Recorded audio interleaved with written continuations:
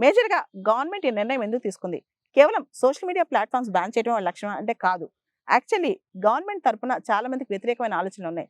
Social మీడియాలో అక్కడ యువత చాలా షేర్ చేసుకుంటున్నారంట. వాట్సాప్‌లో, ట్విట్టర్‌లో ఇవన్నీ షేర్ చేసుకుంటున్నారు.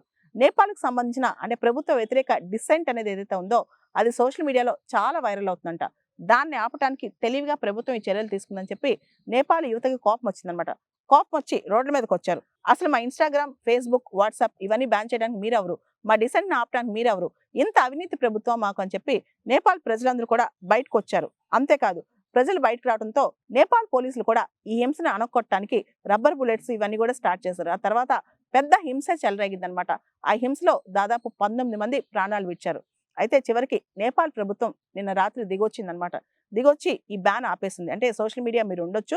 జెన్‌జీకి ఏదైతే కావాలో మేము దాన్ని అందిస్తాము. మేము ఈ బ్యాన్ ఎత్తేస్తాం అని చెప్పి కేపీ ఓలీ ప్రభుత్వం ప్రకటించింది. ప్రకటించినా గానీ అక్కడ ప్రజల్లో మాత్రం అసమ్మతి తగ్గట్లేదు. ప్రభుత్వం అంటే కోపం తగ్గట్లేదనమాట.